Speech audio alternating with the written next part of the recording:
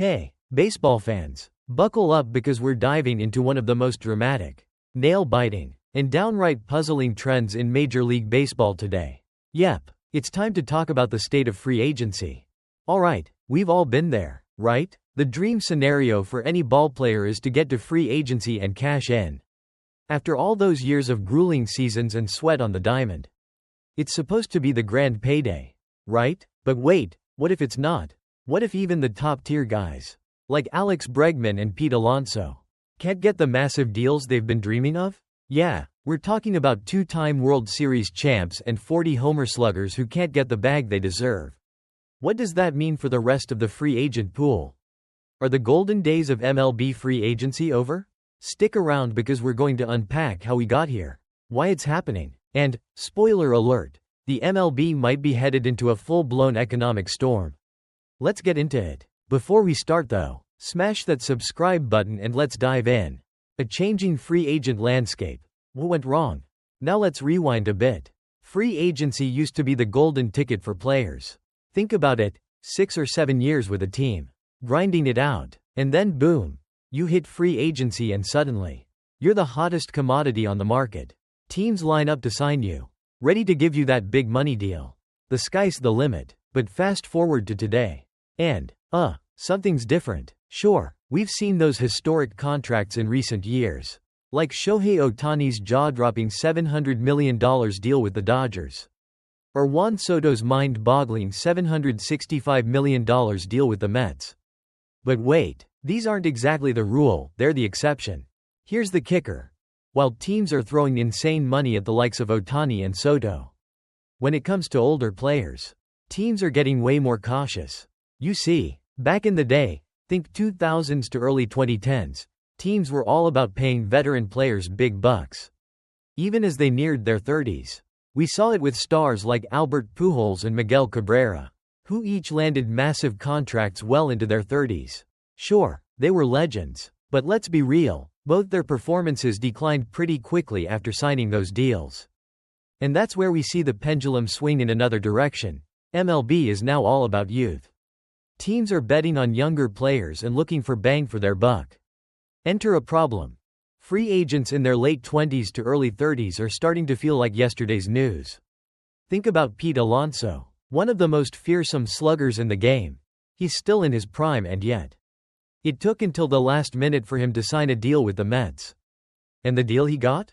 A 2-year, $54 million contract. That's nothing compared to what he and his super agent, Scott Boras, were hoping for. We're talking around $150 million. Now if that doesn't raise eyebrows, I don't know what will.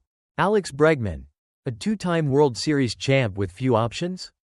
Then, there's Alex Bregman, who is, by the numbers, still one of the top third basemen in the league.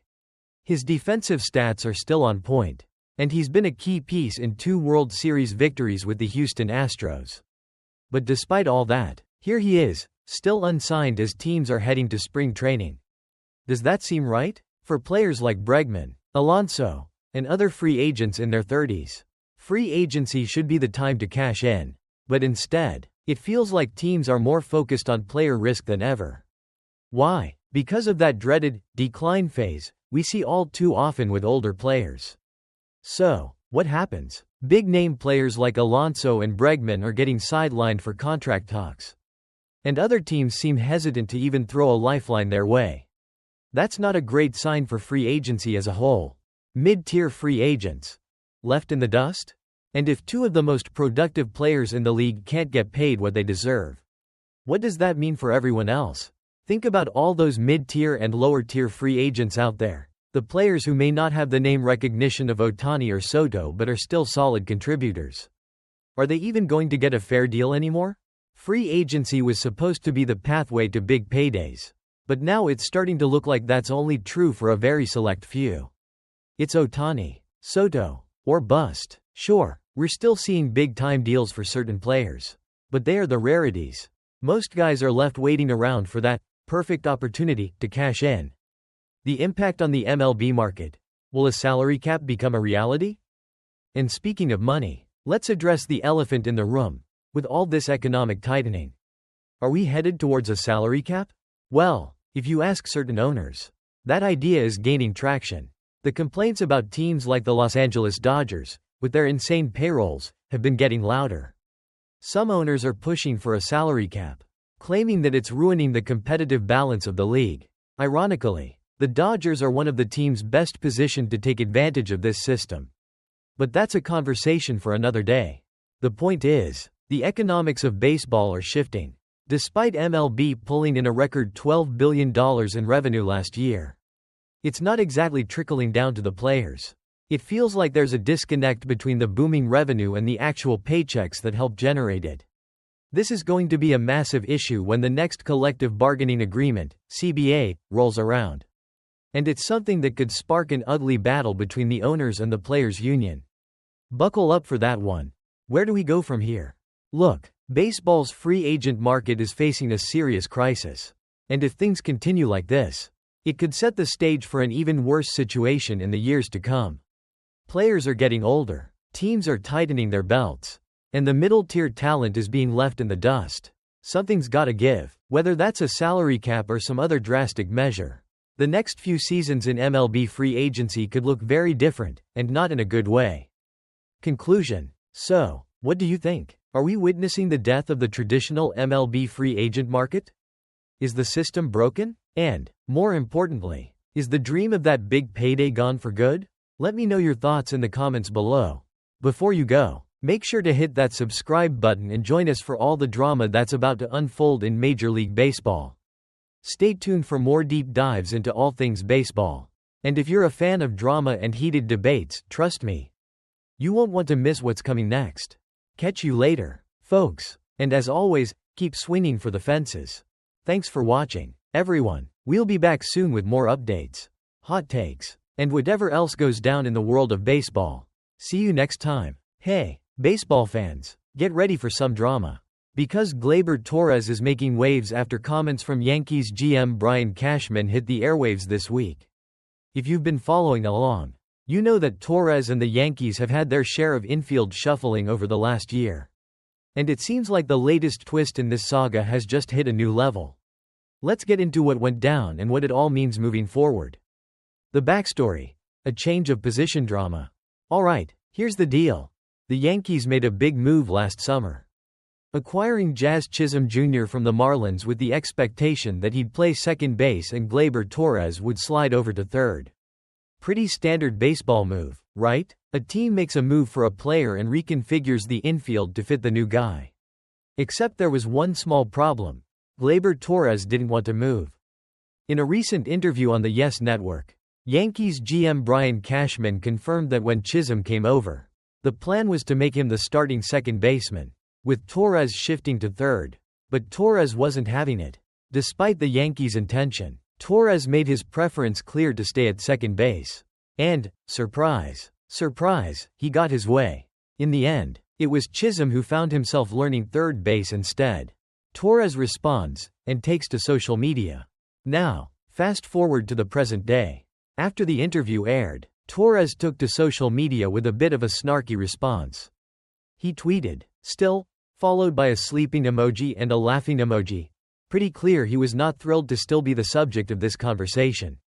The rest of the post, which he later deleted, said simply, "Just turn," with an emoji of a page turning.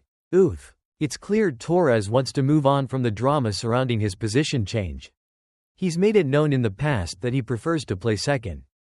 And after the season he had, one that saw him struggle with defense, especially at second base, it's understandable why he might be a bit sensitive about his role. A tough year for Torres defensively. Now, as much as Torres wants to put this behind him, the numbers don't exactly back him up. Last season, he led all second basemen with a career-high 18 errors. And advanced metrics didn't paint him in a flattering light. But hey, the guy can hit. His offensive game hasn't been the problem. It's just that the Yankees need him to clean things up defensively. It's an ongoing issue that hasn't gone unnoticed.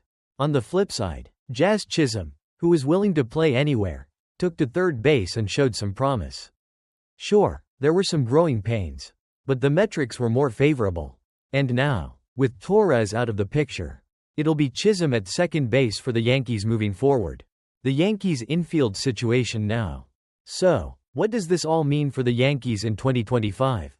Well, as it stands, they're looking at a bit of a mess at second base. DJ LeMahieu, Oswaldo Cabrera, and Oswald Peraza are the main in-house options. LeMahieu is making $30 million over the next 2 years, but his bat has significantly declined in recent seasons. Cabrera could be a solid utility guy, but he's not quite the long-term answer. And then there's Peraza, who has yet to show he can consistently hit major league pitching. Brian Cashman's been vocal about flexibility, but fans aren't exactly thrilled with the current options. There's talk of a platoon situation or possibly even going outside the organization if they don't find the right guy during spring training. But with spring camp starting soon, there aren't a lot of big names left in the market. It's getting tight, and the Yankees' plans seem a little up in the air. The bottom line, a story to watch. As for Torres, well, it looks like he's ready to turn the page, literally. He's out of New York. And with spring training fast approaching, the Yankees are looking ahead to a new chapter themselves. But with second base still an unsettled position, it's clear there's work to be done. Conclusion. So, what do you think, Yankees fans? Is this an infield in crisis? Or just another bump in the road as the team tries to get it together? And Gleyber Torres, will he find a home where he can thrive defensively? Or has his time with the Yankees already passed? Let us know your thoughts in the comments below. And if you want more baseball drama, deep dives, and everything MLB, don't forget to hit that subscribe button. We've got plenty more content coming your way as spring training gets underway. Thanks for tuning in, and we'll catch you next time on your channel name, where the real baseball stories unfold.